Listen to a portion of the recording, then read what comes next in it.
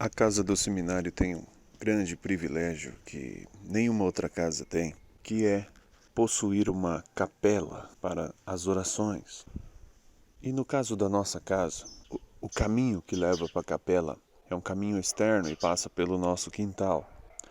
Não é um quintal tão bonito assim, mas nele tem um pé de rosa. E esse pé de rosa deu um botão, abriu um botão de rosa. E há dias atrás, poucos dias atrás, ele estava em seu auge, estava belíssimo. Porém hoje, depois de algumas chuvas, ao passar aqui, as pétalas da rosa já estão todas ressequidas. A rosa está toda ferida e algumas pétalas já estão apodrecendo. Mesmo que o pé ainda não foi cortado, a rosa já não tem mais a sua beleza de outrora. A própria escritura, em um momento, ela diz que o lírio do campo de manhã está belo e à noite já murcha e morre. Para a gente lembrar de que a nossa vida, analogicamente, é igual à flor que a um momento nasce, cresce, floresce, esbanja toda a sua beleza, sua vitalidade se reduz ou as adversidades da vida, como a chuva, as destroem e passam a morrer e vão voltar para a terra. Então a semente da rosa voltará para a terra e germinará outras rosas. Assim também a gente pode esperar que será com a gente, que a gente viva uma vida bela e correta, como uma rosa que abre e mostra sua beleza, e ao morrer sermos sepultados, nossa vida acabar diante dos olhos daqueles que nos conhecem, que eles percebam também que eles são como nós, e como a rosa, que mesmo que esteja bela hoje, é uma certeza de que irá morrer amanhã. Que sobre de nossa vida para aqueles que ficam um belo exemplo, ou seja, uma bela semente que plantada na terra germinará frutos de desejo da vida eterna na vida das pessoas que ficam. Câmbio. Eis que eu tenho uma reflexão aqui, um pensamento para fazer. Eu não vou saber te dizer em que etapa da Bíblia está esta situação, mas a situação é a seguinte. Deus retirou o seu povo do Egito. Durante 40 anos ele ficou no deserto. E se você ler o Êxodo, você vai ver que Deus zelou desse povo e serviu de várias formas para que ele não sofresse no deserto, apesar de estar 40 anos atravessando esse deserto. Deus não deixou que a sandália se gastasse, Deus não deixou que a fome tomasse conta, pois fez o maná cair toda noite, não deixou que passassem frio, porque a nuvem se tornava fogo à noite, e de dia não deixou que o sol quente queimasse suas costas, porque a nuvem que se tornava fogo à noite era nuvem de dia e fazia uma sombra. Acredito que depois de que passou tudo isso, e eles chegaram à terra prometida, aconteceu que o povo sempre virou as costas contra Deus e também não tinham uma facilidade para render culto e glorificar a Deus. Então, o que Deus fez com as pessoas que erravam e atendiam mais os seus pecados? Para essas pessoas, a Escritura diz, Deus as entregou para suas vaidades. Deus as entregou para seus pecados.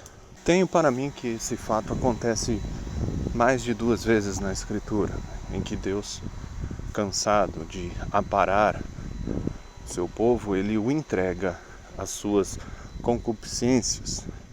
E aqui agora vem a gente fazer um paralelo com a gente hoje em dia. Então, se você tem o problema do álcool, ou tem qualquer vício ou pecado que desagrada a Deus, e você investe nele, não muda de vida, sabe? Se você é cristão, você já sabe, tem certeza que desagrada a Deus, tem a sua consciência pesada, mas você se mantém a pecar e crescer em vício, porque se a coisa é boa, quando você se mantém fazendo, você cresce em virtude, fica cada vez melhor.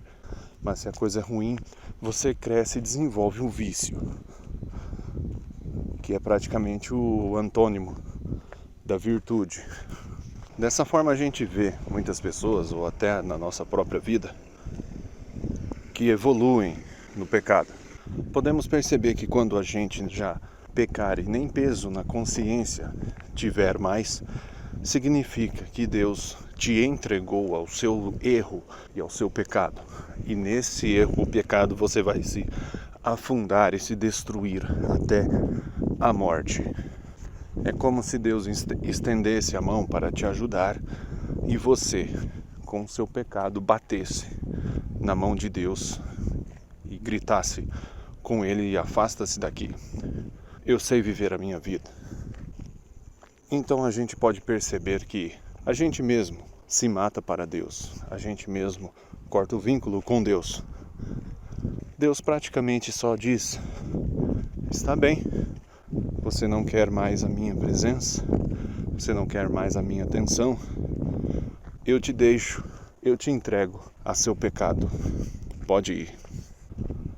Mas que triste vida é essa, de morrer no pecado. Agora vem um segundo elemento muito interessante, que é a oração dos justos, que vem ajudar a resolver esta questão das pessoas que estão entregues aos seus pecados. Se você tem parentes, voltando na questão da Bíblia, antes de falar de parentes, o povo de Israel foi exilado na Babilônia, e lá ele estava, era um povo que acreditava em Deus, no único Deus, Deus de Abraão, de Jacó, e estava forçado a viver como escravos de um povo pagão que acreditava em vários deuses, inclusive o deus do próprio imperador da época, Nabucodonosor. Porém, o que libertou este povo de lá e o que libertou aqueles que foram jogados na fornalha, Deus veio ao auxílio deles e não deixou que eles sofressem o martírio da fornalha. Quando foram jogados na fornalha, 3 homens, eis que se via 4 homens, um com vestes brancas, dançando, e eles dançando no meio do fogo, porque Deus veio ao auxílio deles. Isso acontece pelo clamor dos justos. O justo reza e ele pede que Deus volte a olhar para este pecador que antes foi entregue aos seus vícios. Então essa é a beleza.